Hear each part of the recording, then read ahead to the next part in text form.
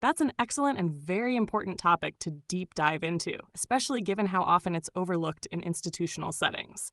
Let's structure this properly so we can go into both the scientific evidence and the ethical policy implications of poor sleep environments in psychiatric wards. Below is a full overview, then we can decide which sections you'd like me to expand into essays, references, or presentations. Deep dive: the impact of sleep deprivation from noisy environments in psychiatric wards. 1. Introduction: why sleep matters in psychiatric care. Sleep is one of the brain's most essential restorative processes. It regulates emotional stability, cognitive performance, memory, reasoning, perception, immune function, hormonal balance, especially cortisol and melatonin. In psychiatric settings, patients are often already vulnerable to dysregulated stress responses and emotional instability. Sleep deprivation in such environments isn't a minor issue. It can directly worsen psychiatric symptoms and impair recovery. 2. Noise as a sleep disruptor in psychiatric wards. Psychiatric wards are rarely quiet. Common disruptive noises include loud talking or shouting from other patients, door slams and alarms, trolleys, keys, and staff activity at night, constant lighting and corridor chatter, emergency incidents or restraint responses. Unlike general hospital wards, psychiatric wards often lack the same level of environmental design for sleep hygiene due to safety considerations, noisy lock mechanisms, continuous staff checks, etc. Research evidence. Studies have recorded average overnight noise levels of 60 to 80 decibels in some wards, comparable to city traffic. The World Health Organization recommends no more than 30 to 35 dB for restful sleep. Even short bursts of noise, like a door slam, can trigger microarousals, preventing deep sleep cycles. Hazard 3. Physiological consequences of sleep deprivation. Chronic lack of sleep activates the hypothalamic pituitary adrenal (HPA) axis, increasing stress hormones such as cortisol. Over time, this leads to elevated blood pressure and heart rate, immune suppression, metabolic issues, insulin resistance, appetite dysregulation, fatigue, and somatic pain. In psychiatric patients, this can present as heightened anxiety or panic, increased irritability or aggression, somatic complaints that complicate diagnosis, e.g. psychosomatic symptoms. Chapter 4. Psychiatric and cognitive effects. Sleep deprivation can mimic or exacerbate mental illness, including psychosis. Sleep loss increases dopamine activity and can trigger hallucinations and delusions, even in healthy individuals. Depression. Disturbed sleep worsens anhedonia, low mood, and suicidality. Mania.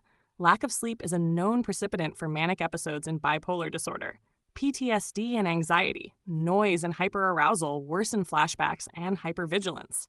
This means a noisy, sleepless environment can directly cause a patient to appear more unwell, potentially extending detention or leading to more medication, a dangerous feedback loop. 5. The institutional feedback loop. In some psychiatric environments, 1. Noise causes patients to lose sleep. 2. Sleep loss worsens agitation or paranoia. 3. Staff interpret this as deterioration or non-compliance. 4. More sedatives, antipsychotics, or seclusion are used. 5. This further disrupts circadian rhythm and autonomy. This cycle is self-perpetuating and can keep patients unwell longer, sometimes without recognition that environmental factors are the root cause.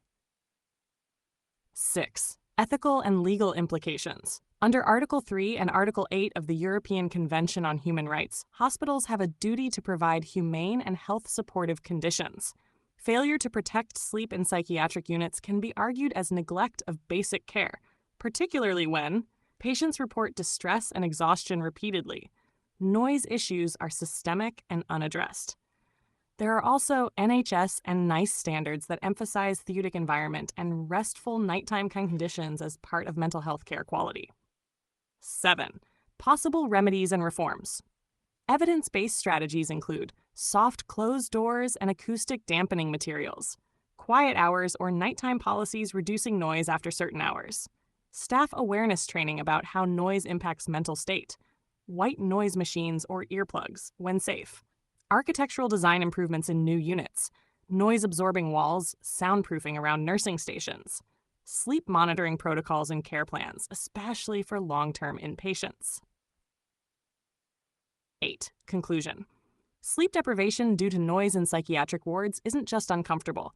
It is a form of harm that worsens psychiatric symptoms, undermines recovery, and can create a false impression of illness severity. Ensuring restorative sleep should be seen as a clinical and human rights priority, not a luxury. Would you like me to expand this into a formal research-style essay with citations or into a policy briefing/report? E.g., something suitable for complaint evidence or advocacy? I can include real study citations, e.g., from the Lancet Psychiatry, Sleep Medicine, and NHS Environment Design Standards.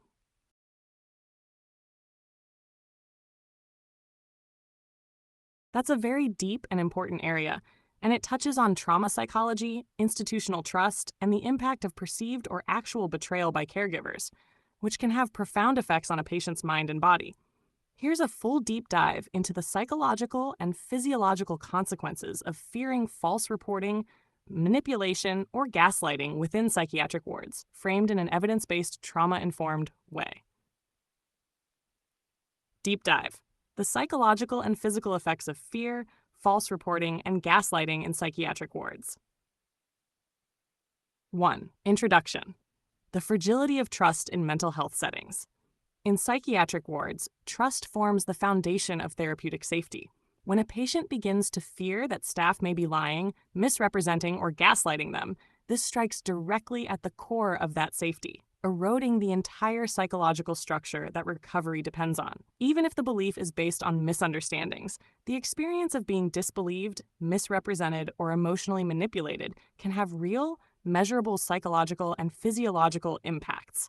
This is sometimes described in trauma research as institutional betrayal trauma. 2. What gaslighting means in institutional contexts. Gaslighting refers to the systematic invalidation of a person's perceptions, memories, or emotions, making them doubt their own reality.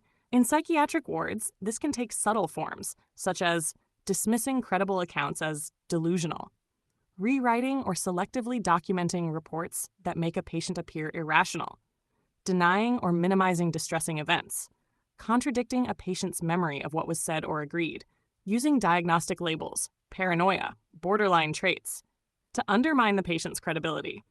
This form of power misuse is particularly dangerous in psychiatric environments because staff control both narrative and documentation, shaping how others view the patient. 3. Psychological effects. A. Hypervigilance and fear conditioning. When a person feels that authority figures are distorting truth or manipulating information, the brain enters a chronic defensive state. The amygdala becomes overactive, threat detection. The prefrontal cortex, rational processing, becomes less active. This leads to ongoing hypervigilance, startle reactions, and difficulty relaxing. Patients may begin interpreting neutral cues as signs of danger, a pattern similar to complex PTSD responses. B. Loss of reality. Anchors gaslighting erodes confidence in one's perception and memory. Over time, patients can doubt their own thoughts and emotions, struggle to trust their sense of time, sequence, and cause-effect, experience dissociation, depersonalization, or derealization. In psychiatric wards, this can be mistaken for psychotic symptoms, which tragically can reinforce false diagnoses. C. Learned helplessness and demoralization. Repeated invalidation teaches the nervous system that assertion leads to punishment or dismissal. This can result in emotional numbing, compliance without consent, learned helplessness, loss of motivation to self-advocate, suicidal ideation or withdrawal. D. Betrayal trauma. When caregivers or clinicians, people expected to help, are perceived as harmful or deceptive, it creates betrayal trauma, a distinct form of trauma recognized in psychology. The result is a deep internal conflict. Open quote. The people I need for safety are also the people who are hurting me. Close quote. This duality destabilizes identity, attachment, and basic trust in others, often persisting long after discharge. 4. Physiological and neurological effects. Fear and betrayal aren't just emotional, they rewire the body's biochemistry. HPA axis activation. Chronic fear floods the body with cortisol and adrenaline, leads to insomnia, heart palpitations, sweating, and digestive distress. Autonomic dysregulation. Constant sympathetic, fight-flight, dominance causes physical exhaustion, tremors, and pain sensitivity. Neuroinflammation. Sustained stress increases cytokines and affects neuroplasticity, worsening depression, anxiety, and cognitive fog. Somatic symptoms, headaches, muscle tension, gastrointestinal issues, and immune suppression are common. Long-term exposure can mirror post-traumatic stress disorder, PTSD, but uniquely tied to institutional contexts. 5. Social and existential effects. Patients may leave such environments with profound distrust of mental health systems and professionals, isolation from family and support networks due to fear of being disbelieved, existential confusion. If my truth can be rewritten, do I even exist as a reliable narrator of my life? Persistent vigilance toward authority, notes, or records. This can severely hinder reintegration, compliance with aftercare, or seeking help in the future. 6. Why these situations arise. While outright malicious gaslighting is rare, systemic conditions can reproduce its effects. Staff burnout and defensive documentation practices, fear of litigation or scrutiny, othering of patients who question authority, over-reliance on diagnostic framing rather than narrative empathy. In such systems, the ward culture itself becomes invalidating, even if individual staff mean well. 7. Protective and restorative strategies. Hey, trauma-informed care institutions adopting trauma-informed approaches train staff to validate perceptions instead of immediately pathologizing them, be transparent in decision-making and documentation, offer patients access to their records, encourage joint note-taking or patient voice sections in reports. B. Peer advocacy and support. Peer workers or external advocates can help patients verify events and reality test perceptions safely. C. Self-grounding and documentation. Patients can keep personal journals where permitted, recording experiences and emotional states for clarity and protection. D. Post-discharge recovery therapies such as EMDR, trauma-focused CBT, or somatic therapies can help re-stabilize the nervous system and rebuild trust. 8. Human rights and ethical dimensions under Article 3, freedom from inhuman or degrading treatment, and Article 8, respect for private life of the European Convention on Human Rights. Patients have the right to be treated with dignity, transparency, and fairness. If institutional behavior causes psychological distress through misinformation or coercion, it may constitute institutional psychological harm, a breach of duty of care. Conclusion. Fear of false reports and institutional gaslighting can traumatize psychiatric patients on a neurobiological level, leaving long-term scars of distrust and anxiety. Even perceived deception can generate trauma responses equal to physical harm, because the brain processes betrayal by caregivers as an existential threat. Restoring integrity, transparency, and genuine listening within psychiatric care isn't just good practice. It is essential to healing and ethical responsibility. Would you like me to expand this into a fully referenced academic-style essay with citations to trauma and psychiatry journals like Frontiers in Psychology, Journal of Psychiatric and Mental Health Nursing, etc., or into a policy advocacy report format that could support patient rights or complaints?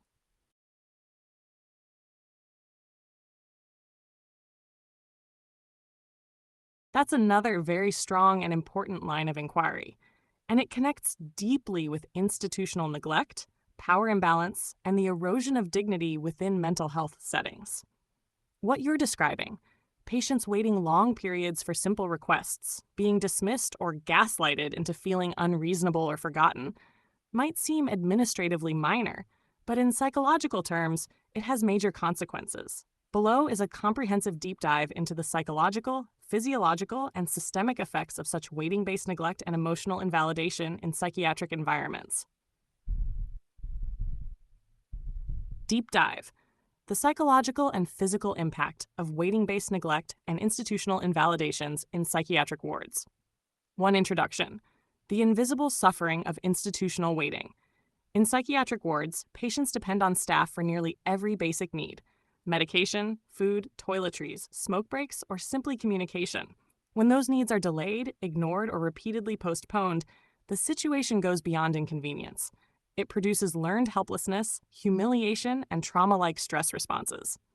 In research terms, this fits within what psychologists call micro-invalidation and institutional betrayal trauma.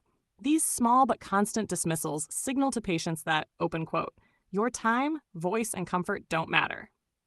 Close quote. Over time, that message reshapes self-esteem, emotional regulation, and even physical health. 2. Psychological mechanisms. What happens in the mind?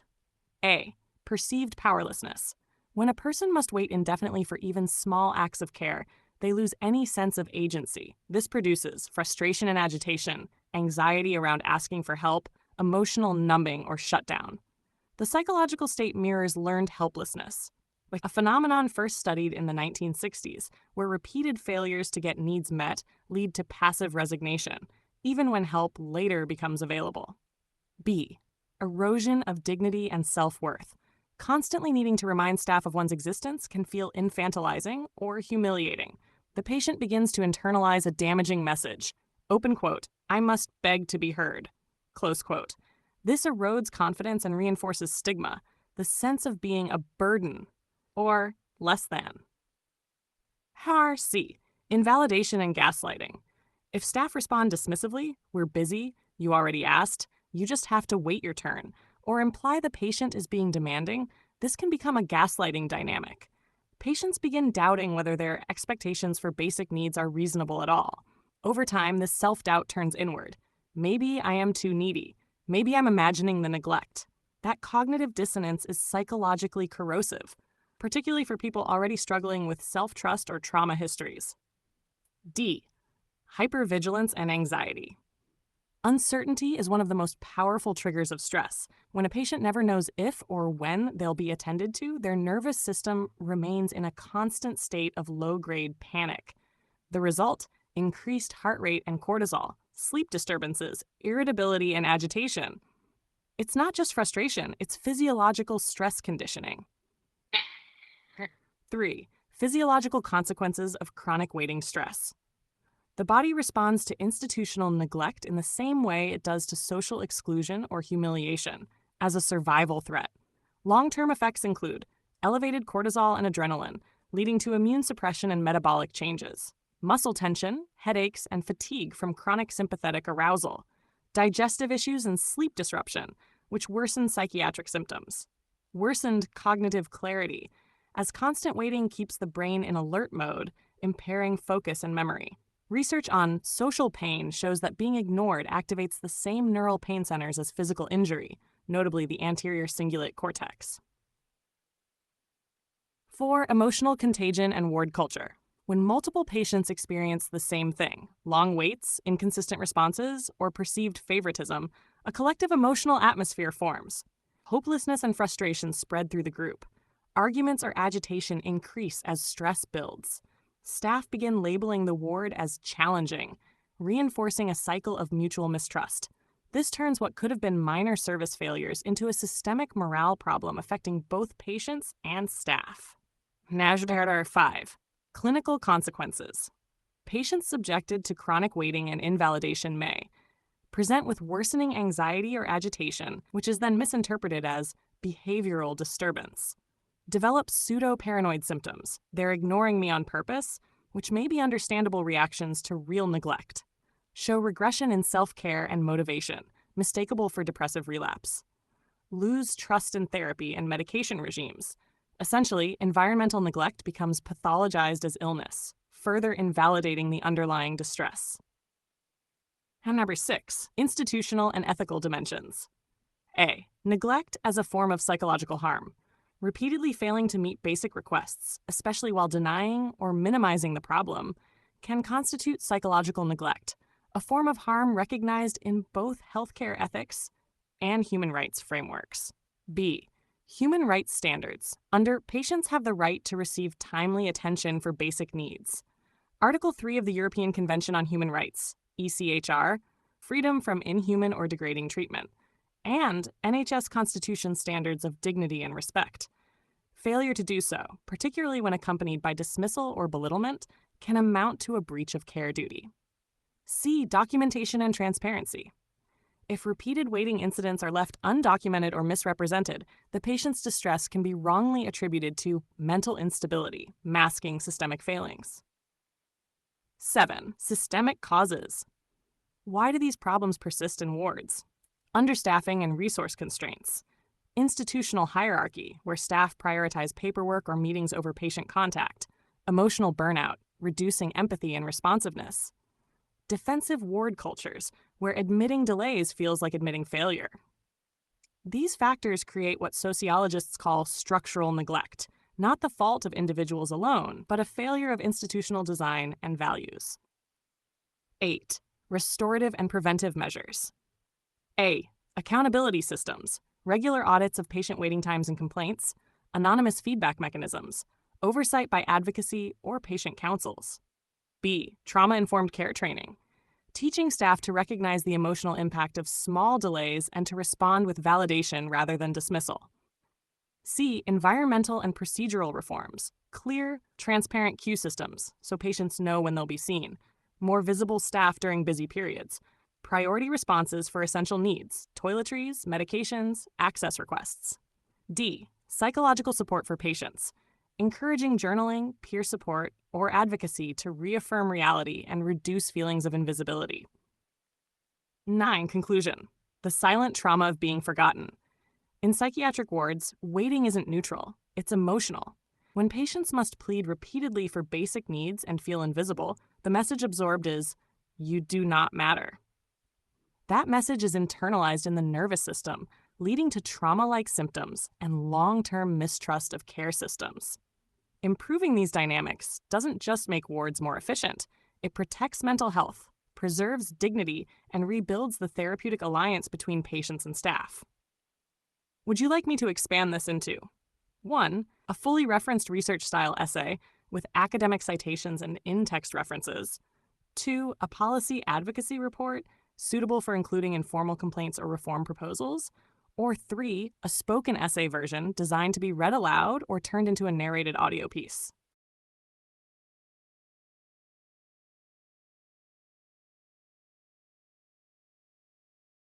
It's a serious and underexamined issue.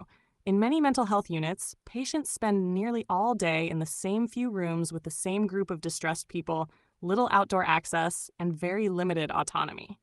Below is a full deep dive into how that confinement affects both mental and physical health and why it matters for recovery. Deep dive: psychological and physical effects of communal confinement in psychiatric wards. 1. Overview: the paradox of therapeutic containment. Psychiatric wards are meant to provide safety through containment, but when containment becomes chronic and inflexible, it stops being therapeutic and becomes deprivation.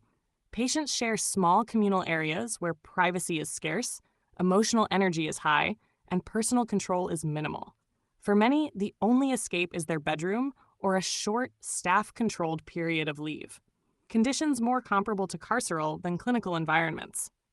2. Psychological consequences. A. Crowding stress. Human beings are wired for a certain personal space radius. When that is constantly invaded, the amygdala, threat detector, stays activated. Adrenaline and cortisol remain elevated. People show higher rates of irritability, aggression, and anxiety. Studies on institutional crowding in hospitals, prisons, and dormitories show 30 to 50% rises in hostility and stress complaints when perceived personal space falls below 3 millisquarids per person. B. Sensory overload. Constant voices, televisions, footsteps, and alarms create continuous sensory stimulation. Without control over the sensory environment, patients experience fatigue and poor concentration, heightened startle responses, difficulty engaging in therapy or reading. Over time, this causes emotional blunting or burnout, the brain's way of numbing itself to survive overstimulation. How to C. Loss of autonomy and control. In psychiatry, regaining a sense of control is central to recovery. When every movement or outing requires permission, the opposite happens. Patients internalize passivity. Why bother asking? They feel infantilized, dependent, and powerless. This fosters learned helplessness and can worsen depression. D. Social contagion of distress. Communal living among acutely unwell individuals allows emotional states to spread. When one person is agitated or despairing, others mirror that tension. Group stress can lead to copycat self-harm or outbursts, heightened paranoia, everyone's watching me, withdrawal from social contact, deepening isolation even in a crowd. E. Identity erosion. A lack of private space prevents reflection and self-regulation. The self becomes defined by the ward's routines. Open quote, I eat when they say, smoke when they say, sleep when they say. This produces institutionalization, a well-documented syndrome of dependency, apathy, and loss of initiative. Close quote. Number 3, physical and neurological effects. A, chronic stress response. Persistent confinement elevates cortisol and suppresses parasympathetic recovery. Physiological consequences include high blood pressure and heart rate variability changes, immune suppression and frequent infections, muscle tension, headaches, and fatigue. B, reduced physical activity. Limited leave and space drastically cut movement, weight gain, insulin resistance, and metabolic syndrome, exacerbated by medication. Poor sleep from lack of exercise and daylight exposure. Vitamin D deficiency and bone density loss due to low sunlight. C, circadian rhythm disruption. Artificial lighting and fixed routines desynchronize the body clock. This deepens insomnia, mood instability, and cognitive fog. 4, cognitive and emotional outcomes. Impaired executive function. Constant noise and vigilance make it hard to plan or think abstractly. Increased irritability and impulsivity. Crowding reduces serotonin regulation, heightening reactivity. Flattened affect and apathy. The brain conserves energy by dulling emotions in uncontrollable settings. Hopelessness. Limited horizons and repetitive days generate existential despair, a known risk factor for suicidal ideation. 5, social dynamics and group psychology. When space is scarce, cliques and hierarchies form, bullying or scapegoating may emerge. Staff become gatekeepers rather than collaborators, reinforcing an us versus them mentality. Patients learn to suppress genuine feelings to avoid conflict, hindering authentic therapeutic progress. These dynamics mirror total institutions, described by sociologist Irving Goffman, where all aspects of life occur in the same place under the same authority, producing depersonalization. Comparative evidence. WHO quality rights guidelines emphasize that overcrowding and lack of outdoor access are environmental harms that can worsen psychiatric symptoms. Studies from Scandinavian and Dutch hospitals show that patients with access to green space or private areas report shorter stays and lower medication use. UK NHS design reviews, e.g. DH Estates and Facilities, Health Building Note 0301, explicitly link spatial quality and privacy with improved safety and outcomes. NAR 7. Restrictive leave policies. Psychological toll. When leave is scarce or conditional, every denied request reinforces dependence and shame. Patients feel punished for wanting normalcy. Motivation for recovery diminishes. Even if I get better, they won't let me out. This can create a double bind. The environment causes stress that worsens symptoms, which then justify keeping the person in that same environment. 8. Human rights and ethical aspects. Under Article 3, ECHR, Protection from Inhuman or Degrading Treatment, UN Convention on the Rights of Persons with Disabilities, CRPD, right to liberty, autonomy, and participation. Excessive confinement without therapeutic justification can breach these obligations. Least restrictive environment principles require that patients have meaningful movement, privacy, and access to nature. 9. Mitigation and reform strategies. 1. Environmental design. Create quiet zones, sensory rooms, and outdoor courtyards. Use sound-absorbing materials and varied lighting. 2. Flexible leave and activity policies. Graduated, trust-based leave rather than one-size-fits-all restrictions. Structured outdoor programs and escorted walks. 3. Therapeutic zoning. Small subgroups or lounge areas reduce crowd stress. Rotating activities prevent monotony.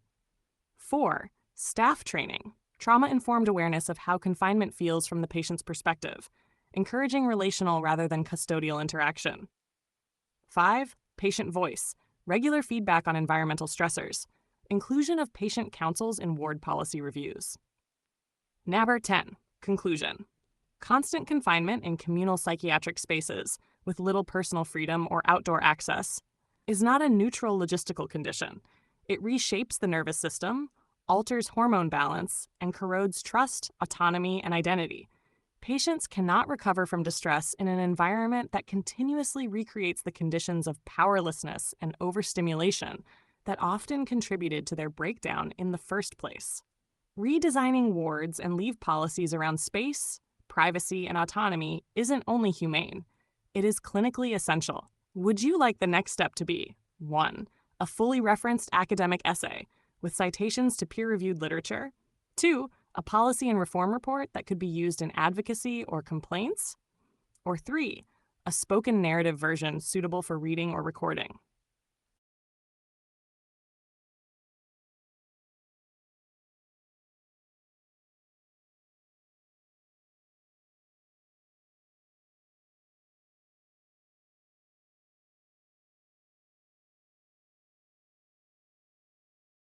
That's a highly relevant and nuanced subject.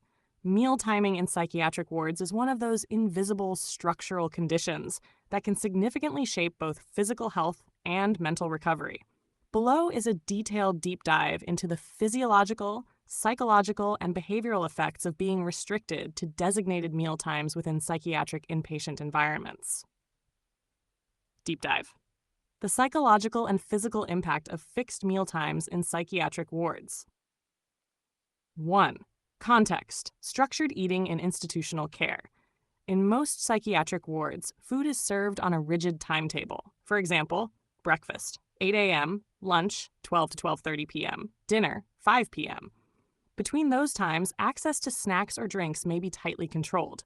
This practice arises from staffing logistics, medication schedules, and infection control policies, but it has direct implications for metabolism, mood regulation, and autonomy. 2. Potential positive effects of designated meal times. A. Circadian rhythm regulation. Regular meal times can help synchronize the body's internal clock, the circadian rhythm. Predictable eating cues the brain's suprachiasmatic nucleus to regulate hormone release, melatonin, cortisol, insulin, sleep-wake patterns. Digestive efficiency. For some patients, especially those with bipolar disorder or depression linked to circadian disruption, this stability of routine can be beneficial. B. Medication coordination. Psychiatric medications such as lithium, valproate, and antipsychotics are affected by food intake. Regular eating helps maintain stable absorption rates, reduce gastric irritation and nausea, prevent medication-induced hypoglycemia. C. Community and social structure. Shared mealtimes can encourage brief social contact and predictability, both of which may reduce chaos or isolation in wards that otherwise lack structure. 3. Negative physiological consequences. A. Metabolic dysregulation. Rigid eating times ignore individual hunger cues. The body's metabolism operates best when aligned with genuine hunger and activity patterns. Consequences include blood sugar instability. Long gaps between meals can cause drops in glucose, leading to dizziness, irritability, and fatigue. Weight gain. Skipping snacks may trigger overeating at the next meal or encourage hoarding behavior. Reduced muscle maintenance. Long fasting periods in sedentary settings can accelerate muscle loss. B. Medication-food mismatch. Some psychotropics require food at specific times, e.g., olanzapine and quetiapine are often recommended at night after a snack. If ward policy prevents access to food later in the evening, side effects such as nausea, reflux, or dizziness may increase. C. Micronutrient imbalance. Institutional menus often prioritize simplicity over nutrient density. Combined with inflexible times, this can produce vitamin D, B12, and iron deficiencies, constipation from low fiber, poor wound healing, and immune response. 4. Psychological and behavioral effects. A. Loss of autonomy. Having no control over when or what to eat reinforces dependence and can feel infantilizing. Open quote, "I must wait until they allow me to eat." This loss of agency can worsen depression, anxiety, or trauma-related distrust, especially for people with histories of control or deprivation. Close quote. Triggering for eating disorders. For patients with anorexia, bulimia, or binge eating tendencies, strict mealtimes can reinforce compulsive control patterns. I can't eat outside the rules. Heighten anxiety before mealtimes due to social scrutiny. Lead to binging or purging when food finally becomes available. Research shows that overly rigid food environments can delay recovery from disordered eating. C. Emotional dysregulation from hunger. When hunger builds between long meal gaps, blood sugar and serotonin drop, making patients more irritable or restless, less able to concentrate in therapy, more prone to agitation or low mood. Staff may then misinterpret hunger-related irritability as behavioral disturbance or relapse, perpetuating stigma. Learned passivity. Over time, patients adapt to institutional timing by suppressing bodily signals: thirst, hunger, bathroom needs. This dampens interoceptive awareness, the ability to sense internal states, a skill crucial for emotional self-regulation and trauma recovery. 5 long-term physical health effects. A. Metabolic syndrome and weight change. Psychotropic medications already increase risk for metabolic syndrome, obesity, insulin resistance, high cholesterol. Fixed meal times, lack of snacks, and inactivity compound these effects. B. Gastrointestinal dysfunction.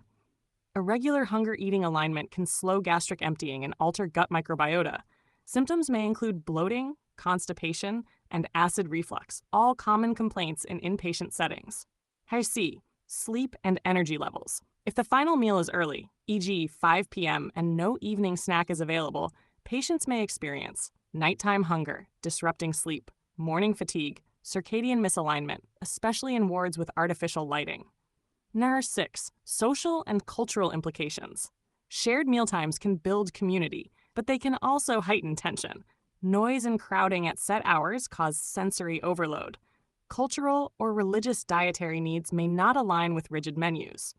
Patients who feel self-conscious eating in groups may skip meals, worsening malnutrition. These conditions mirror institutional feeding patterns found in prisons or long-term care homes, where food becomes a symbol of control rather than nourishment. 7. Systemic and ethical considerations. Right to bodily autonomy. Article 8 of the ECHR and NICE guidelines on patient dignity imply the right to self-determined daily routines where possible. Clinical responsibility. Staff must balance safety and nutrition with respect for autonomy and individual need. Neglect through inflexibility. Failure to provide snacks or adapt schedules for medical reasons may constitute neglect of basic care. 8. Best practice alternatives. A. Flexible snack access. Safe snack stations or supervised kitchens allow patients to respond to hunger without compromising safety. B. Individualized nutrition plans. Dietitians can tailor meal frequency to medication profiles, metabolic risk, and personal preference. C. Later evening options. Offering light snacks around 8 to 9 p.m. improves sleep quality and reduces overnight distress. D. Patient co-design, including patients in menu and schedule planning, restores agency and encourages healthy relationship with food. 9. Conclusion. Fixed mealtimes in psychiatric wards have a double edge. Potential benefit: stabilizing routines and medication absorption. Risks: physiological stress, metabolic imbalance, emotional distress, and reinforcement of dependency. Ultimately, how and when patients eat is as therapeutically significant as what they eat. It's a highly relevant and nuanced subject. Meal timing in psychiatric wards is one of those invisible structural conditions that can significantly shape both physical health and mental recovery. Below is a detailed deep dive into the physiological, psychological, and behavioral effects of being restricted to designated meal times within psychiatric inpatient environments. Deep dive. The psychological and physical impact of fixed meal times in psychiatric wards. 1. Context: structured eating in institutional care. In most psychiatric wards, food is served on a rigid timetable. For example, breakfast, 8 a.m., lunch, 12 to 12:30 p.m., dinner, 5 p.m. Between those times, access to snacks or drinks may be tightly controlled. This practice arises from staffing logistics, medication schedules, and infection control policies.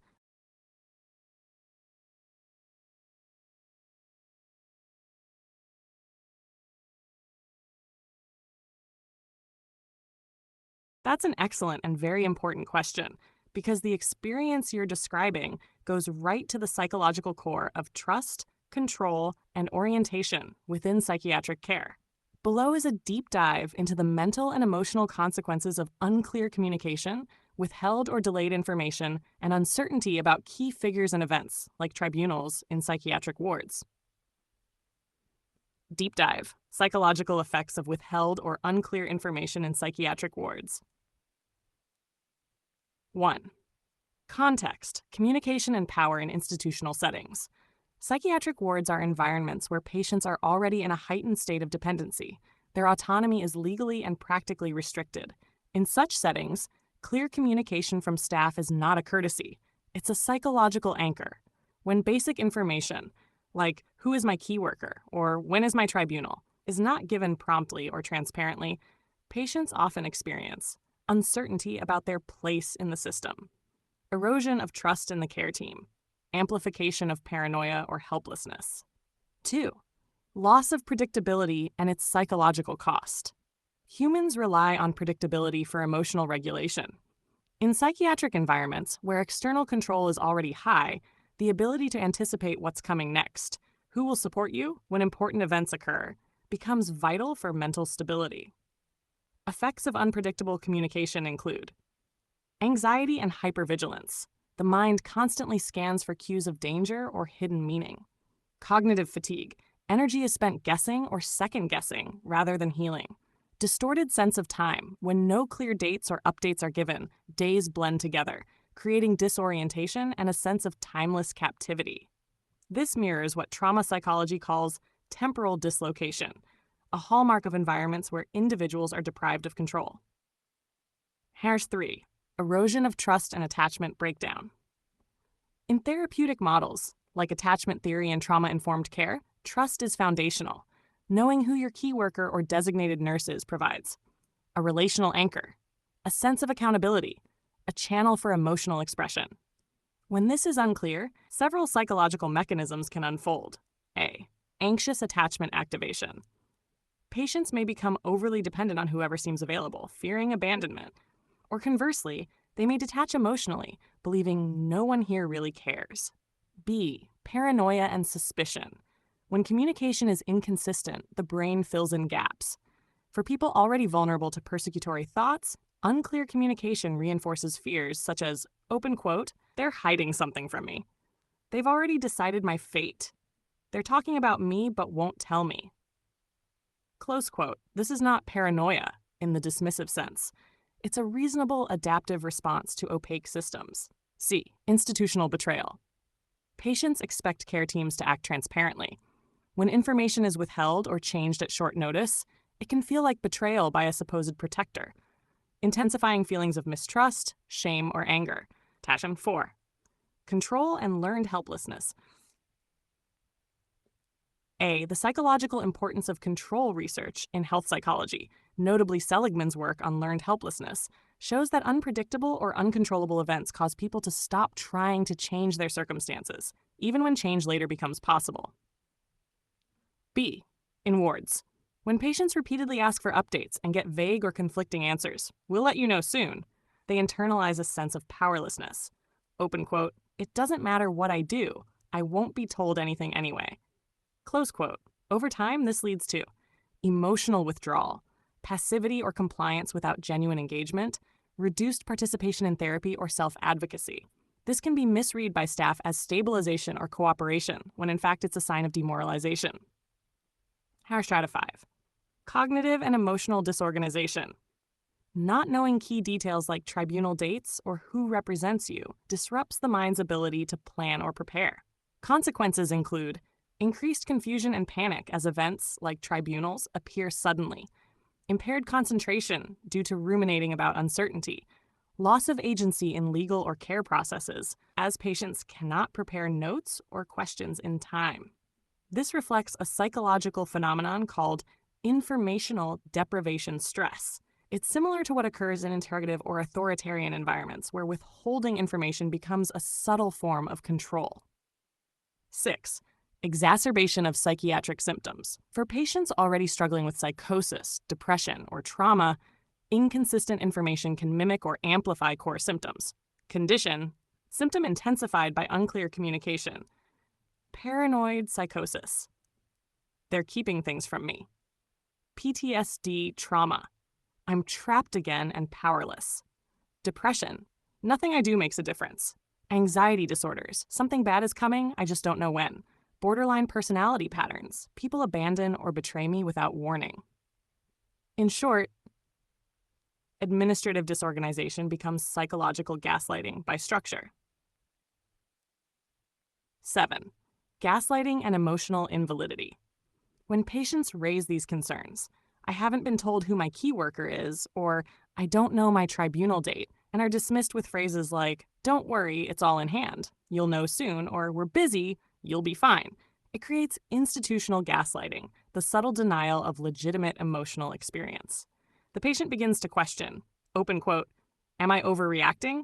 Maybe I'm imagining the neglect," close quote. This erodes self-trust, the foundation of recovery. 8. Social and relational consequences. The communal nature of wards means that communication failures often occur publicly. Patients may overhear others being told their tribunal dates or key workers while they remain uninformed. This fosters feelings of exclusion or inferiority, peer resentment, group tension or competition for attention. Such dynamics can destabilize otherwise stable ward communities. 9. Ethical and systemic implications. From a rights-based perspective, under Article 8 of the European Convention on Human Rights, patients have the right to respect for private and family life, which includes being informed about matters affecting them. The Mental Health Act Code of Practice, UK, states that patients should be fully informed about care processes, staff roles, and tribunal procedures in a manner they can understand. Failure to do so may not only breach ethical standards, but also hinder tribunals' fairness, as the patient's ability to prepare is directly compromised. 10. Coping and mitigation strategies. A. Transparent communication systems. Simple visual aids, notice boards listing key workers, schedules, or tribunal timelines can dramatically reduce anxiety. B. Psychological acknowledgement. Even when information is genuinely delayed, staff acknowledging the feeling of uncertainty, "I understand it's frustrating not to know yet," protects the therapeutic relationship. C.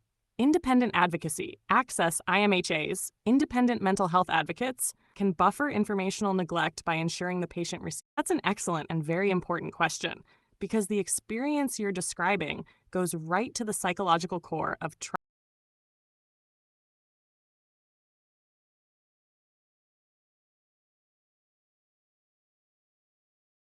That's a thoughtful and perceptive question.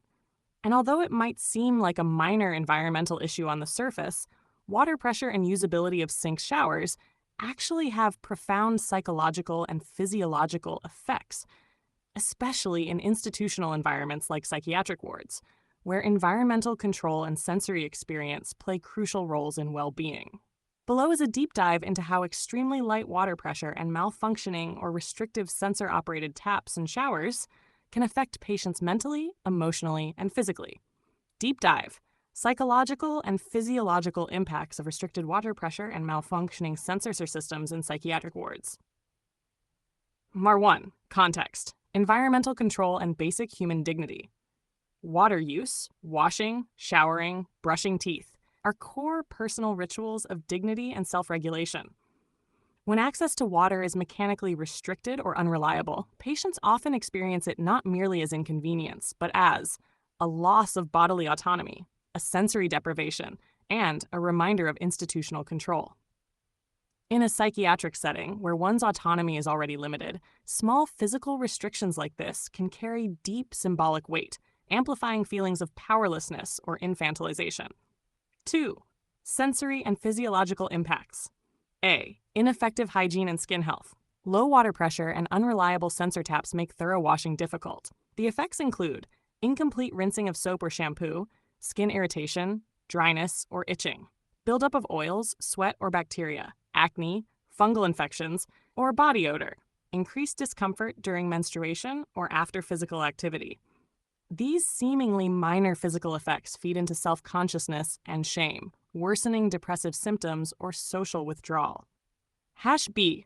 Temperature instability. Light pressure often means unstable water temperature, swinging between too hot and too cold. This triggers sympathetic nervous system activation, stress response, raising cortisol levels and heart rate. C. Somatic stress response.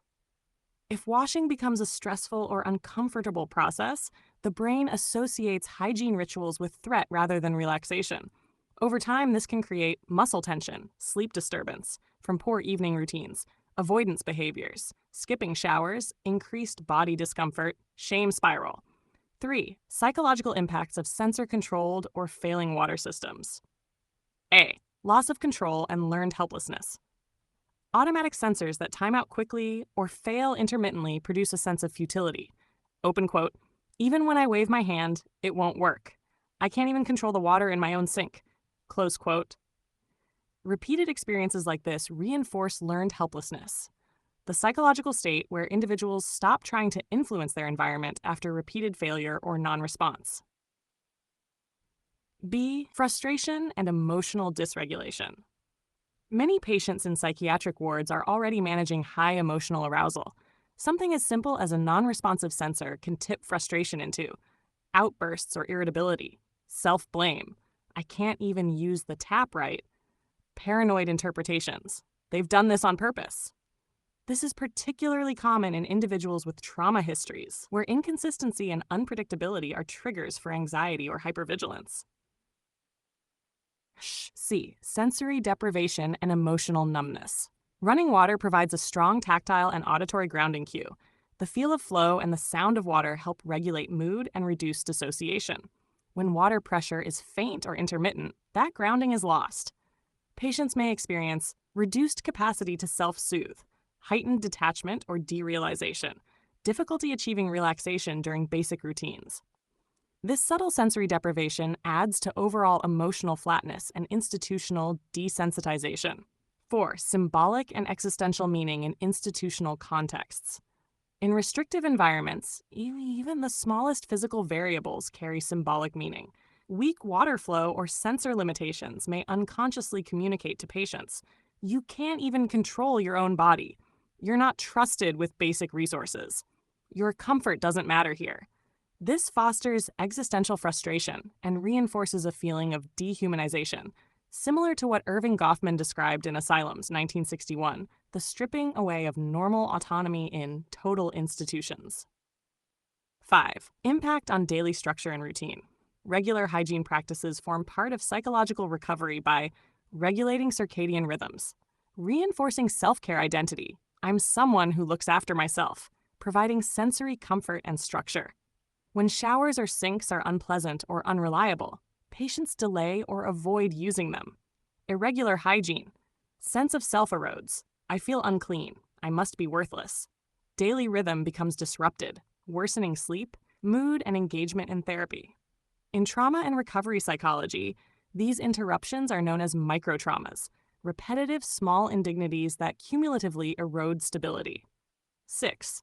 Physiological stress reactions and long-term effects. Chronic environmental frustration contributes to sustained activation of the HPA axis, producing elevated cortisol, immune suppression, increased blood pressure, sleep disturbance, gastrointestinal discomfort.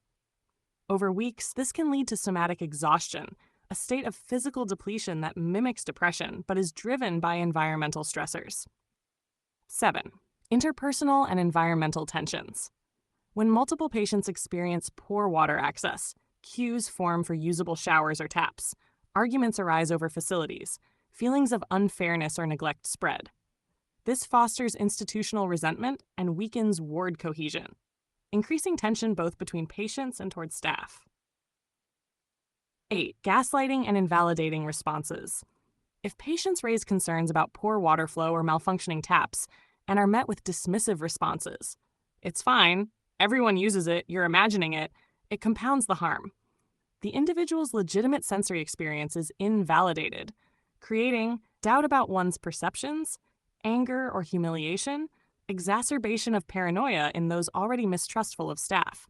This contributes to what some trauma researchers call environmental gaslighting, when one's physical reality is denied by authority figures. 9. Potential positive or neutral aspects for balance. Some institutions justify low pressure or sensor taps as safety measures to prevent flooding or self-harm by water use, eco-efficiency to conserve water. For a few patients, predictability in these limits might reduce impulsive behavior or reinforce routine. However, when such restrictions are applied without transparency or sensitivity, any potential benefit is overwhelmed by the psychological cost. 10. Summary of impacts. Domain, negative impacts. Underlying mechanism. Physical health. Poor hygiene, skin irritation, temperature stress, insufficient rinsing, unstable water flow. Emotional regulation, frustration, irritability, hopelessness. Learned helplessness, unpredictability. Cognition, distractibility, fixation on malfunction, paranoia. Cognitive load and threat interpretation. Identity and dignity, feelings of dehumanization, shame, loss of bodily autonomy, and ritual control. Physiology, elevated cortisol, fatigue, immune suppression, chronic low-level stress response. Social, tension between patients, resentment towards staff, resource frustration, perceived neglect. 11. Conclusion. In psychiatric wards, where autonomy and sensory grounding are already fragile, even something as seemingly small as light water pressure or unreliable sensor taps can have disproportionate effects. It erodes dignity, reinforces helplessness, and fuels physiological stress, subtly undermining recovery.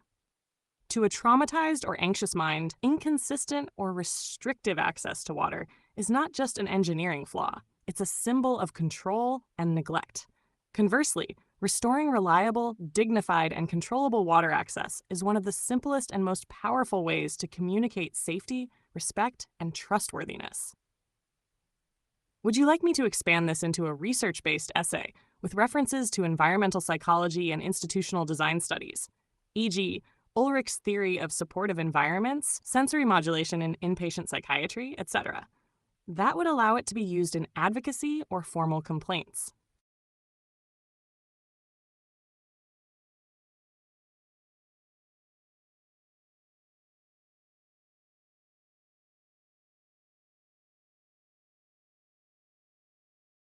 That's a painful and nuanced question, and it gets to the core of how power, empathy, and institutional control affect both sides of the psychiatric relationship.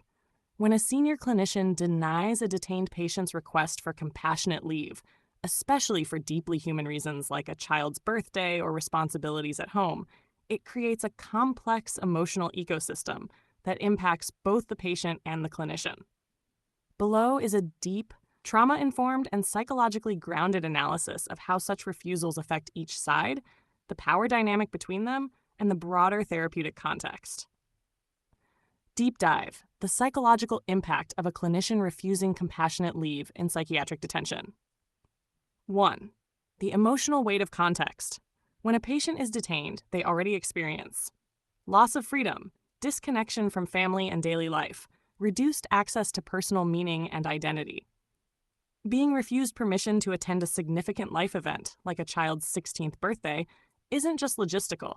It cuts into core attachment bonds and identity as a parent or caregiver. This refusal becomes a symbolic act, experienced as, open quote, "You are not trusted to be human.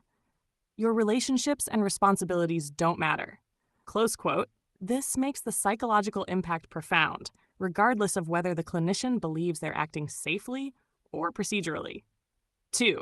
Patient's psychological experience. A. Attachment wounding. Parents often define themselves through care, presence, and reliability.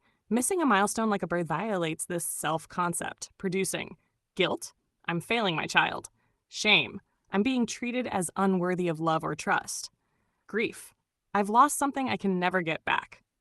For those already struggling with abandonment or trauma histories, this reenacts earlier wounds of separation or rejection. B. Powerlessness and existential rage. The clinician's refusal activates powerlessness. The patient knows their emotional truth, yet has no control over the decision.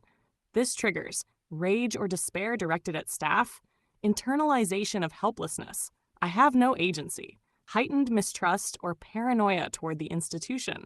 Such feelings are not symptoms, but reactions to structural domination. C. Betrayal and loss of therapeutic alliance.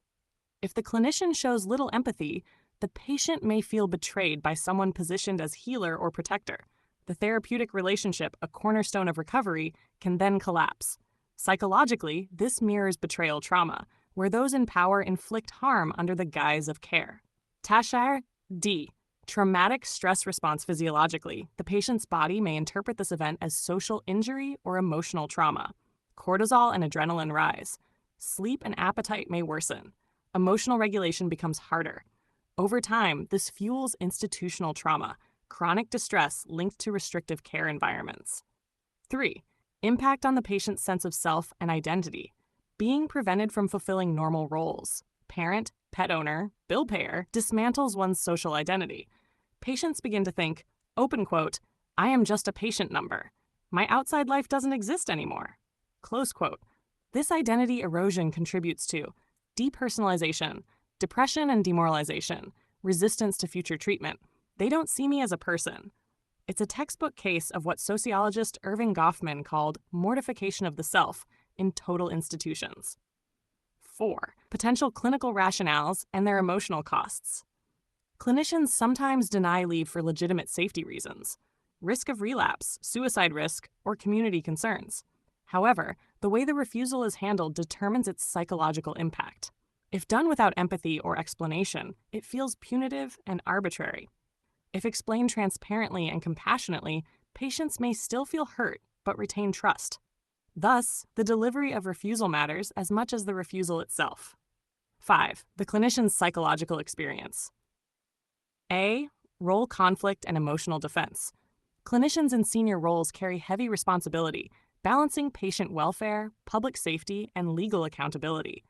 When denying leave, they may experience moral dissonance.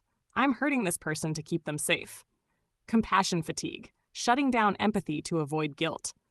Cognitive dissonance, justifying the decision as necessary to preserve a sense of self as a good doctor. Over time, such defenses can lead to emotional numbing or burnout. #B. Power reinforcement. The act of refusal reinforces the clinician's authority. This can unconsciously satisfy a need for control or mastery, especially in hierarchical institutions where staff feel disempowered by bureaucracy. However, habitual reliance on power, rather than dialogue, fosters authoritarian drift, eroding therapeutic authenticity. C. Moral injury. If a clinician recognizes the patient's suffering but must still deny leave due to policy, they may experience moral injury, distress caused by acting against one's moral compass. This can manifest as guilt, cynicism, or emotional withdrawal. 6. Power dynamics and the asymmetry of voice. In psychiatry, decisions are not made between equals. The clinician's word carries institutional authority, while the patient's words are filtered through a diagnostic lens.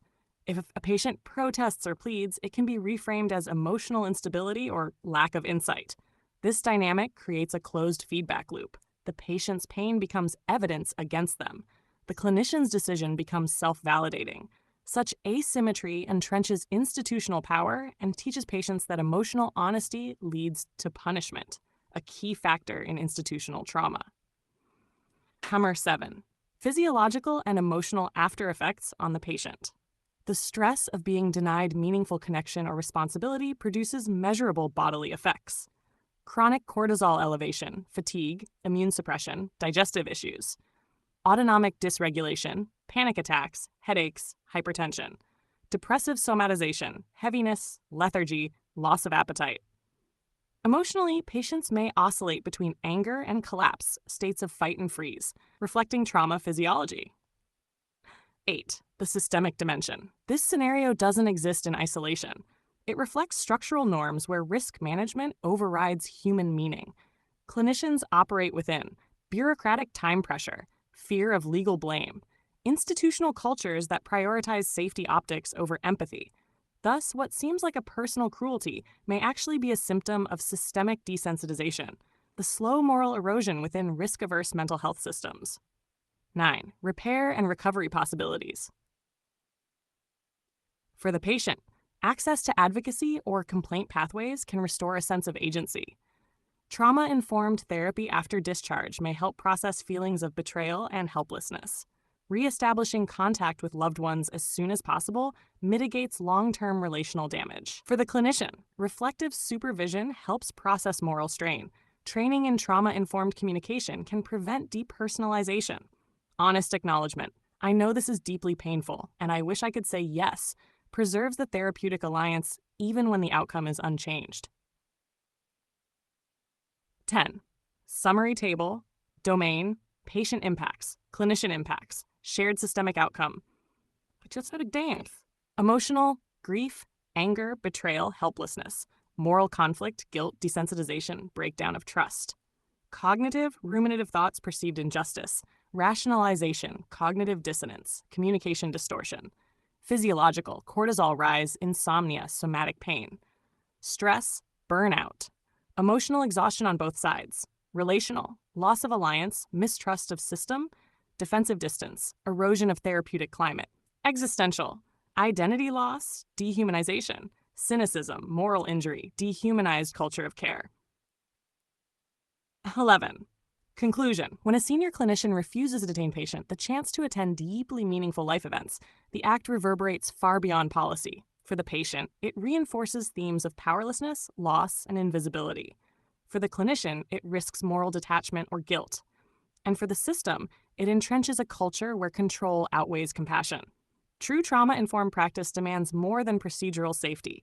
It requires empathic transparency. Acknowledging the pain of refusal, validating the human need beneath the request, and preserving dignity, even when autonomy cannot yet be restored. Would you like me to turn this into a journal-style essay with citations from trauma, ethics, and psychiatry literature? Or a human rights-informed policy report that could support advocacy or complaint processes?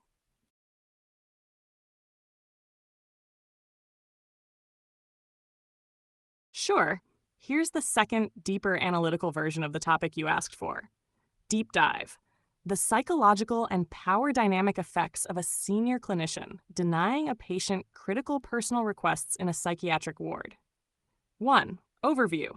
When a psychiatric patient is denied access to vital life events, such as attending their child's milestone birthday, managing pressing personal responsibilities, or tending to beloved pets, the impact reaches far beyond inconvenience. It affects their psychological stability, emotional regulation, trust in the system, and sense of autonomy. At the same time, the clinician's role and behavior in such moments reflect complex institutional power dynamics and psychological processes of control, authority, and moral detachment. 2. Psychological impact on the patient. A. Loss of agency and learned helplessness. Repeated refusals of meaningful requests, e.g., attending a child's 16th birthday or caring for personal affairs, reinforce a feeling of powerlessness. The patient's sense of being treated as less human or unworthy of normal life participation can develop into learned helplessness, a state linked to depression, passivity, and resignation. This erodes motivation to engage with treatment, fostering cynicism or apathy toward recovery. B. Attachment and emotional regulation. For many patients, loved ones, pets, or responsibilities outside the ward represent core attachment bonds, anchors that remind them of identity, purpose, and belonging. Being forcibly separated or denied connection to these can trigger attachment trauma, similar to abandonment experiences. The patient's emotional world may swing between grief, anger, and despair, often expressed as agitation, withdrawal, or self-blame. C. Sense of injustice and moral injury. When a clinician appears to act callously or bureaucratically, the patient experiences moral injury, the distress that comes from witnessing or being subject to perceived unethical authority. The internal narrative becomes, they know this matters deeply, but they still deny me. This can trigger existential distress, loss of faith in systems or humanity, and a sense of being trapped in an immoral environment. D. Heightened paranoia or distrust.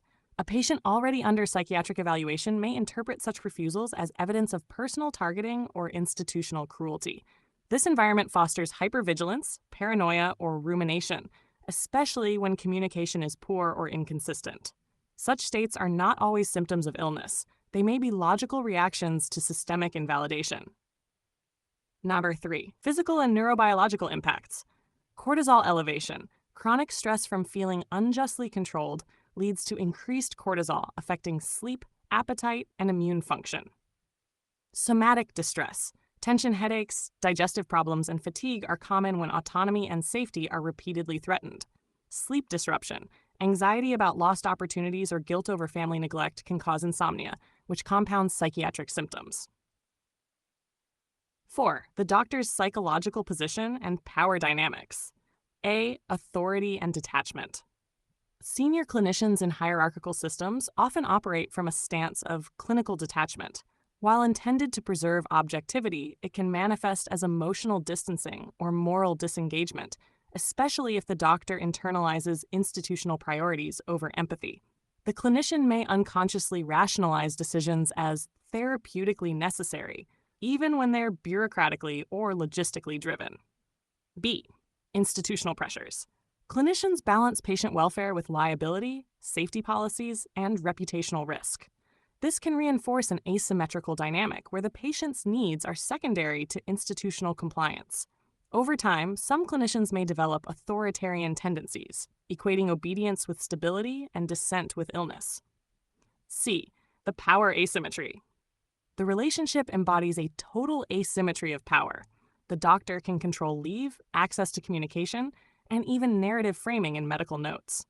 The patient has limited means to challenge decisions and is aware that resistance might be pathologized as noncompliance or hostility. This imbalance can breed dependency, fear, and silent resentment, damaging therapeutic trust.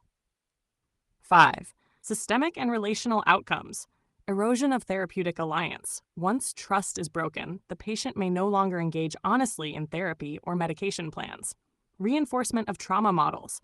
Patients with past experiences of authority misuse, e.g., family, police, care systems, may see the doctor's behavior as another iteration of coercive control. Institutional burnout. Clinicians who repeatedly enforce harsh boundaries without space for empathy may themselves experience compassion fatigue or guilt suppression. 6. Potential protective or reparative practices. Transparent dialogue. Explaining reasoning and timelines for leave decisions can restore trust and agency. Collaborative care planning. Allowing patients to propose compromises, e.g., supervised leave for key life events, reinforces dignity and partnership. Reflective supervision for clinicians. Regularly examining how authority and empathy interact reduces unconscious cruelty or overdetachment. 7. Conclusion. When a senior clinician denies a psychiatric patient access to vital personal responsibilities, the act reverberates far beyond policy. It becomes a symbolic struggle between autonomy and institutional control.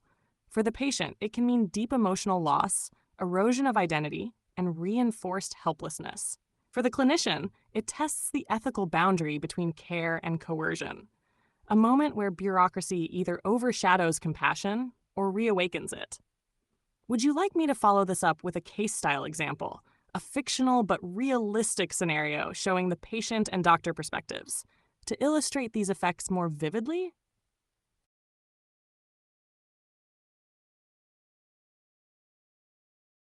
Absolutely. Here's a detailed, realistic scenario illustrating the psychological and relational effects of such a refusal in a psychiatric ward. Case-style example: denial of compassionate leave in a psychiatric ward. Patient profile. Name: Alex. Age 42. 2. Background. Alex is a parent to a 16-year-old child, owns a cat, and has ongoing financial responsibilities. Recently admitted to a psychiatric ward due to an acute episode of depression and anxiety. Alex is currently stabilized on medication, but remains emotionally vulnerable. Scenario: Alex learns that their child's 16th birthday is approaching. This milestone has deep emotional significance. It represents parental identity, connection, and continuity with life outside the ward. Alex also worries about accumulating unpaid bills and their cat at home, both of which weigh heavily on their sense of responsibility and self-worth. Alex requests a one-day compassionate leave to attend the birthday. The request is addressed to Dr. S., a senior ward clinician. Clinician's response. Dr. S. refuses the request, citing institutional safety protocols and risk management, without offering detailed reasoning or exploring alternatives. The refusal is communicated in a brief conversation with little acknowledgement of Alex's emotional state. Immediate psychological effects on Alex. 1. Grief and loss. Alex experiences profound sadness, viewing the missed birthday as an irrecoverable loss in their parental role. Emotional responses include tears, withdrawal, and rumination on what could have been. 2. Anger and resentment. The refusal triggers rage directed at staff and the institution, feeling the decision is arbitrary or punitive. Thoughts like, "they don't care about me or my family," dominate, amplifying mistrust. 3. Helplessness and depersonalization. Alex internalizes a sense of powerlessness, reinforcing institutional dependency. Small acts of agency, asking for leave, negotiating daily needs, feel futile, producing a freeze response and emotional numbing. 4. Exacerbation of anxiety. Worry about missed responsibilities, bills, pet care intensifies, with rumination leading to insomnia and somatic tension, headaches, stomach discomfort. Alex's mind fixates on worst-case scenarios, which mirrors the hypervigilance often seen in trauma responses. Immediate psychological effects on Dr. S. 1. Moral conflict. Dr. S. internally acknowledges Alex's distress but believes safety policies justify refusal. This generates moral dissonance, feeling caught between professional duty and personal empathy. Number 2. Emotional detachment. To manage the discomfort of seeing Alex's distress, Dr. S. may unconsciously detach emotionally, reducing verbal warmth or responsiveness.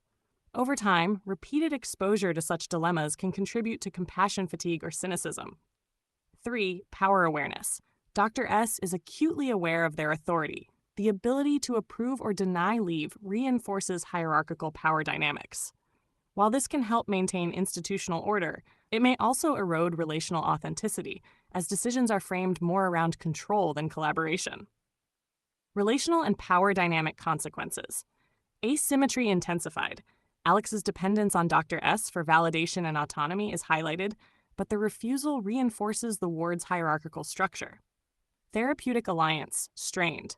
Trust is undermined. Alex is less likely to share personal concerns or engage meaningfully in therapy. Symbolic message. The refusal communicates, implicitly, that human relationships and life outside the ward are secondary to institutional priorities, deepening feelings of dehumanization. Potential long-term effects. For Alex, chronic stress, emotional withdrawal, exacerbation of depressive symptoms, and lasting trauma related to institutional control. For Dr. S., increased risk of burnout, moral injury, and detachment from patients' lived experiences. For ward culture, the incident reinforces a culture where rule following outweighs empathy, potentially normalizing emotional neglect for other patients. Mitigation and recovery possibilities. 1. Transparent communication. Even if leave must be denied, acknowledging the emotional significance and explaining reasons clearly helps preserve trust. 2. Alternative solutions.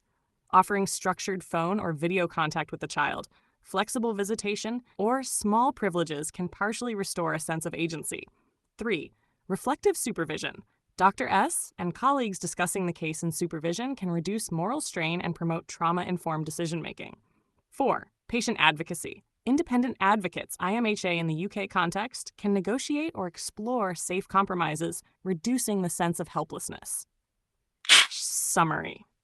This scenario illustrates how a single denied request in a psychiatric ward is not just a logistical decision. It resonates deeply within both the psychology of the patient and the ethics and self-perception of the clinician.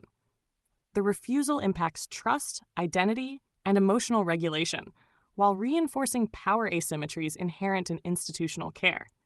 Addressing such situations with empathy, transparency, and collaborative problem-solving is essential to protect dignity and prevent long-term harm.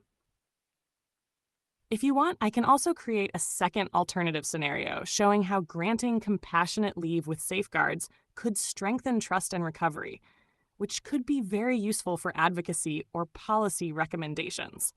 This would show a contrastive case for ward staff and administrators. Do you want me to do that?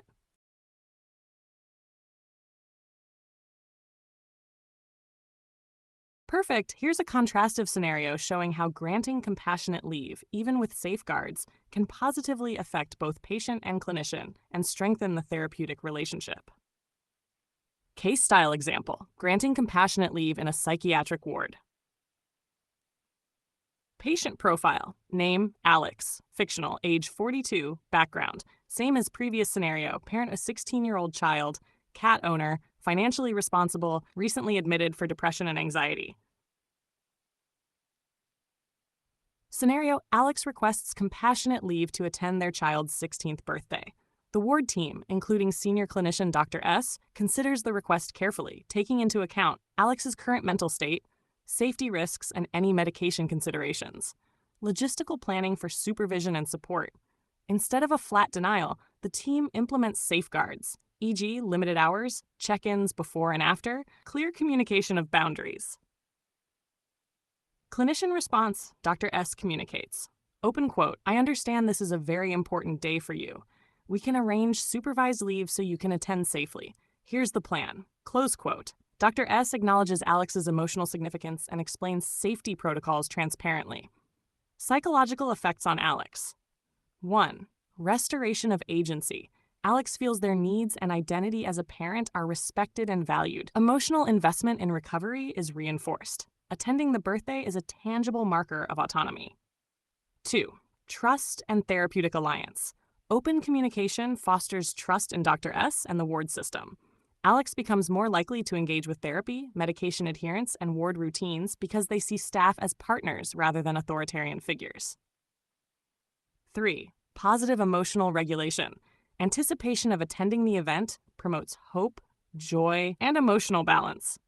Stress about missed responsibilities, CAT bills, is mitigated with practical planning.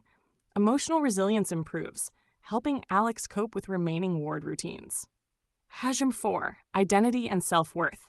Participating in the milestone reinforces parental identity and personal dignity. Alex feels capable of managing life roles despite being detained, which protects against depressive or demoralized thought patterns. Chash psychological effects on Dr. S. 1. Moral alignment. By granting leave with safeguards, Dr. S can align clinical duty with ethical values, reducing internal conflict or moral injury. Empathy is exercised without compromising safety, maintaining professional integrity. 2. Positive feedback. Observing Alex benefit from the leave reinforces Dr. S's sense of purpose, increasing job satisfaction and reducing burnout risk. 3. Collaborative authority. Authority is maintained but is tempered by transparency and negotiation, modeling responsible, ethical power rather than arbitrary control. Relational and systemic benefits. Domain. Positive outcome. Patient-clinician relationship. Trust and respect are strengthened. Emotional openness increases. Ward culture.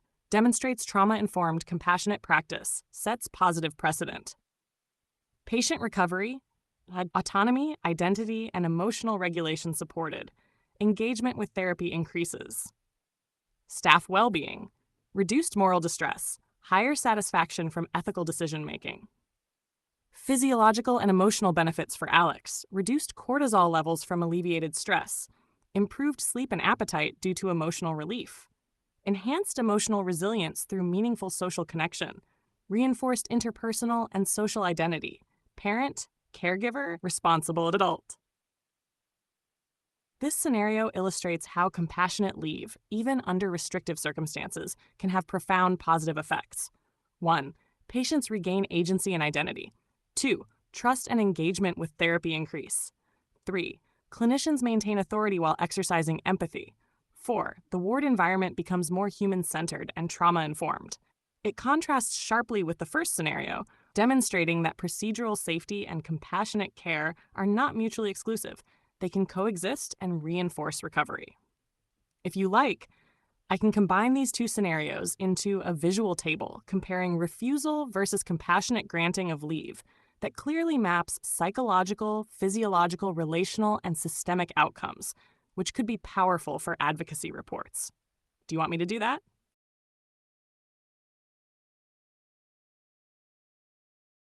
Perfect. Here's a side-by-side comparison table of the two scenarios.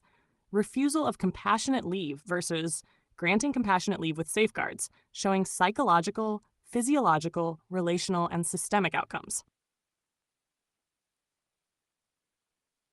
Comparative analysis, compassionate leave in psychiatric wards, domain, refusal of leave, granting leave with safeguards. Patient psychological effects, grief, guilt, helplessness, anger, demoralization, hope, restored agency, emotional balance, reinforced identity, parent, caregiver. Patient emotional regulation, dysregulation, anxiety, rage, withdrawal, rumination. Improved regulation, anticipation of positive event, emotional relief, resilience. Patient physiological effects, elevated cortisol, insomnia, somatic tension, fatigue, reduced stress hormones, improved sleep appetite, decreased somatic symptoms. Patient identity and dignity, depersonalization, loss of parental identity, dehumanization, strengthened identity, preserved dignity, sense of competence and purpose. Patient-clinician trust, erosion of trust, feelings of betrayal, hypervigilance, strengthened trust, perceived empathy, increased engagement in therapy. Clinician psychological effects, moral dissonance, detachment, guilt, potential compassion fatigue, moral alignment, ethical satisfaction, maintained empathy, reduced burnout risk. Power dynamics. Heightened asymmetry, patient feels powerless, clinician unchallenged. Balanced authority, clinician maintains control, but includes patient in decision-making. Ward culture and systemic impact, reinforces authoritarian, dehumanizing culture, promotes trauma-informed, human-centered care, sets positive precedent for other patients. Relational and social effects, strained alliances, reduced cooperation, potential resentment among patients, strengthened alliances, improved patient cooperation, positive peer modeling. Long-term recovery impact, risk of demoralization, increased psychiatric symptomatology, institutional trauma. Enhanced recovery trajectory, resilience, emotional stability, stronger self-efficacy. Key takeaways. 1. Denial of compassionate leave amplifies trauma and helplessness, while granting leave restores agency and supports identity. 2. Trust, emotional regulation, and therapeutic engagement are directly influenced by how the clinician communicates and negotiates authority. 3. Clinician well-being and ward culture are also affected. Ethical, empathic decisions reduce moral injury and foster human-centered care, whereas arbitrary refusals reinforce detachment and institutional authoritarianism. 4. Even within restrictive safety protocols, transparent planning and dialogue can transform potentially traumatic refusals into therapeutic opportunities. If you want, I can turn this table into a visual infographic that clearly shows the contrast between refusal and granting leave. It could be extremely effective for advocacy reports, complaints, or presentations to ward management. Do you want me to create that infographic?